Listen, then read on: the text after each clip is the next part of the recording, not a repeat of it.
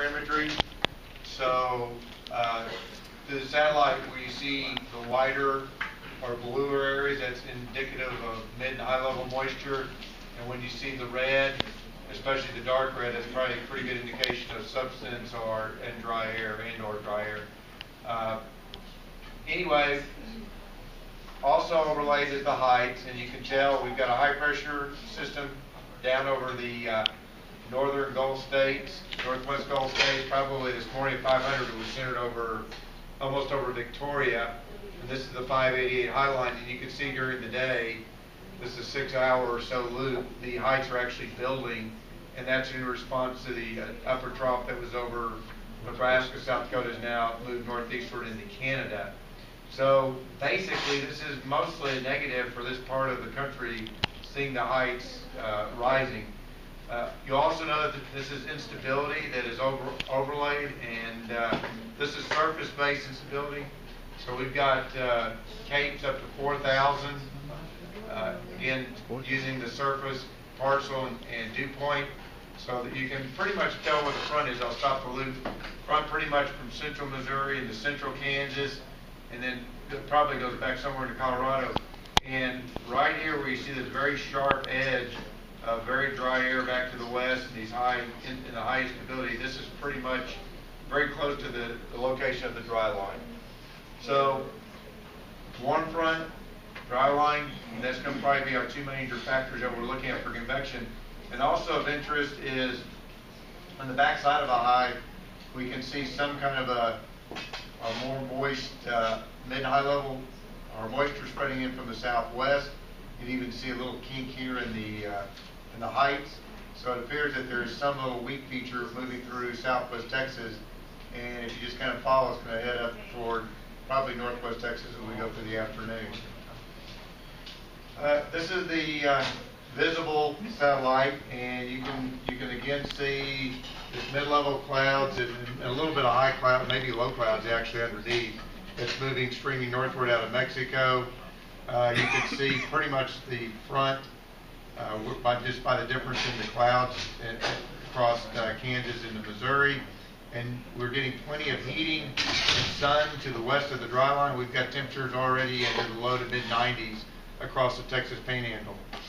On our forecast, again, we've got the warm front, we've got the dry line. There's still a weak area of low pressure in the Texas Panhandle, which is forecast to fill as new low pressure develops over eastern Colorado this afternoon in response to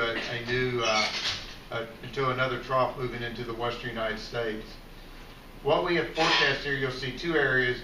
This brown box represents the area where we will be forecasting pretty much convective coverage, and we're doing 4-hour periods. Our forecast periods are 16 to 20 Z, which we're in right now, 20 to 0, and then our last period is 0 to 4.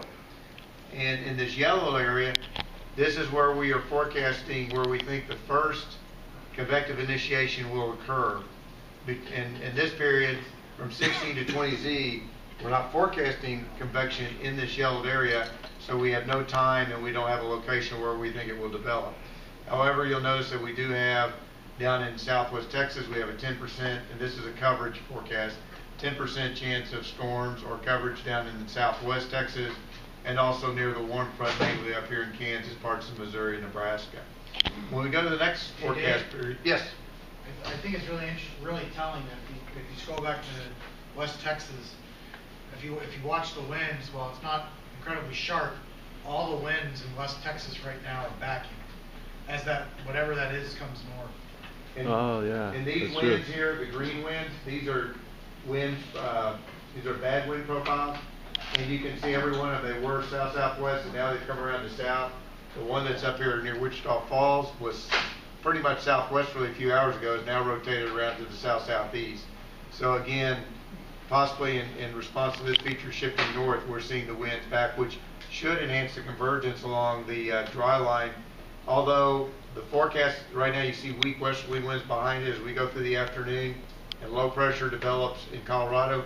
These winds are actually forecast also back to become more southerly. So the convergence is not going to be, the wind convergence itself not going to be very strong, but there will be a big gradient as we saw on the previous figure there's a very big gradient in respect to moisture and instability.